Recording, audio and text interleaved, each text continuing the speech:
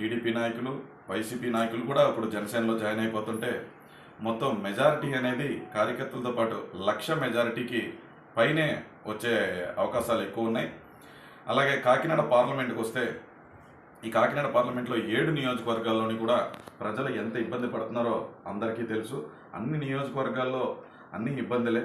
DBT direct beneficiary transfer అని చెప్పి ఈ పప్పు బెల్లల్లాగా అప్పుడప్పుడు కొంచెం కొడతాం తప్ప ఏ ఒక్క అభివృద్ధి ఈ నియోజకవర్గానికి ఏ ఒక్క అభివృద్ధి లేదు, ఏ ఒక్క పరిశ్రమ రాలేదు.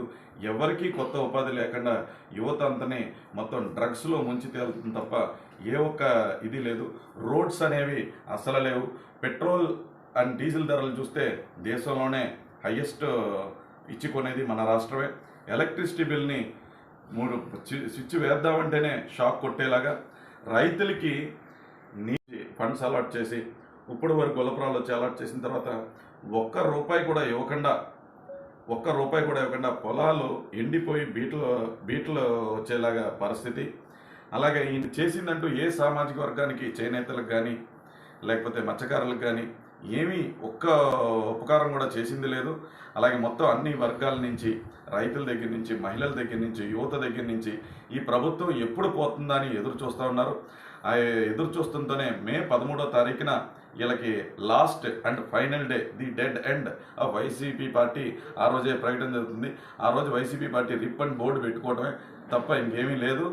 సో వచ్చే ఎన్నికల్లో కాకినాడ పార్లమెంట్ 25 పార్లమెంట్లోనే అత్యధిక మెజారిటీతో కాకినాడ పార్లమెంట్ 175 నియోజకవర్గాల్లో పిఠాపురం అనేది అత్యధిక మెజారిటీతో గెలవబోతున్నాం.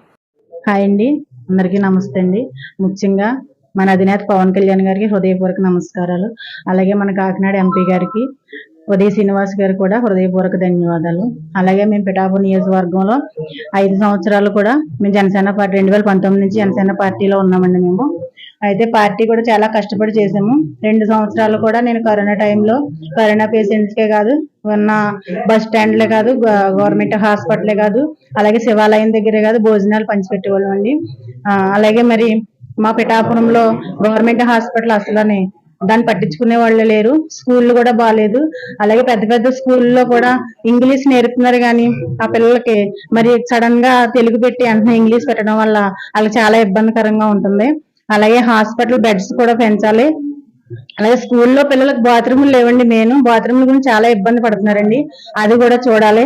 అలాగే ప్రెగ్నెన్సీలు కూడా మరి హాస్పిటల్కి వెళ్ళడానికి మరి అసలు రోడ్లు బాగాలేదండి, దారిలోనే డెలివరీ అయ్యే పరిస్థితి ఉందండి. హాస్పిటల్ అలాగే రోడ్లు బాగు చేయాలని మేము అందరూ కూడా చెప్తున్నామండి. అలాగే ఒంటరి మహిళలు కూడా చాలా మంది ఉన్నారు, వాళ్ళకి పెన్షన్లు ఇవ్వండి ఇప్పటికొచ్చి. అలాగే ఒక ఆవిడకి ఒంటరి మహిళ పెన్షన్ కూడా నేను ఇప్పించానండి. అలాగే ఒక అబ్బాయి వికలాంగులండి, ఆ అబ్బాయి కూడా పెన్షన్ ఇవ్వలేదండి, ఆ అబ్బాయి పెన్షన్ కూడా నేనే చేయించానండి.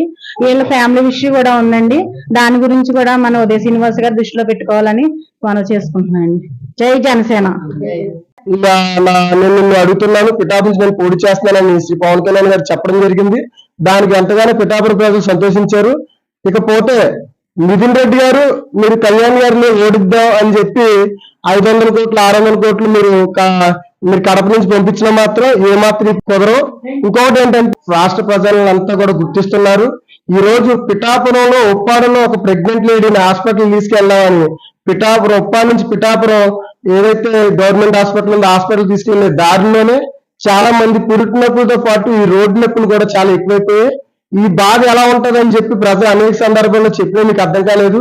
ఈ నాయకులు వివిధ గ్రామాల్లో మీటింగ్ పెడదామని వెళ్తా ఉంటే ఆ కార్లు ఎటువైపు ఒరుగుతున్నాయి, ఎటువైపు పోతున్నాయి అన్నది మీరు సూచించుకోవాలి. పిఠాపురంలో పవన్ కళ్యాణ్ గారి విజయం తథ్యం, 1,00,000 ఓట్ల మెజార్టీ వస్తుంది. దీన్ని ఆపేది ఎవరు లేరు. అరాచకం కోసం చెప్పాలనుకుంటున్నాను. వాళ్ళు మన కాకినాడ నియోజకవర్గంలో మన పిఠాపురం పిఠాపురం నియోజకవర్గంలో మన కళ్యాణ్ గారు నిల్చుంటుంటే వాళ్ళ కుయుక్తులు చెబుతుంటే ఒక్కొక్కసారి మాకు చాలా చాలా ఎలా ఉందంటే చాలా ఎటకారంగా ఉంది. వాళ్ళు ఒక్కొక్క మండలానికి ఒక్కొక్క మినిస్టర్ని వేయడం, వాళ్ళు డబ్బుతో రాజకీయం చేయాలని చూడడం, వాళ్ళ అరాచకం వాళ్ళ ఫస్ట్ నుంచి రౌడీ రాజ్యం అనే ధోరణిలోనే ఉన్నారు తప్ప ప్రజలకి మంచి చేసి ప్రజలను మంచిగా ఓట్లు మలుచుకోవాలనే ధోరణిలో అయితే లేరు. వాళ్ళు ఎట్టి పరిస్థితుల్లోని పవన్ కళ్యాణ్ గారిని ఏదో కుయుక్తులు కొన్ని పవన్ కళ్యాణ్ గారిని ఏదో రకంగా బ్యాట్ చేయాలన్న ధోరణిలో వాళ్ళు తిరుగుతున్నారు ఇక్కడ.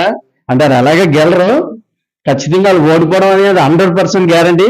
కానీ ఈ నియోజకవర్గంలో ఏదో అల్లర్లు కూడా సృష్టించడానికి అదంతే సిద్ధంగా ఉన్నారు. అంటే మాకు వాళ్ళ తిరుగుళ్ళు వాళ్ళు కొంతమందితో మాట్లాడే మాటలు మాకు కొన్ని తెలిసి, వాళ్ళైతే మాత్రం చాలా రౌడీజం చేద్దాం, రౌడీజంగా చేసి ఈ నియోజకవర్గాన్ని ఏదో అల్లకొల్లం చేద్దామనే ఉద్దేశంతో మాత్రం వాళ్ళందరూ కూడా నలుగురు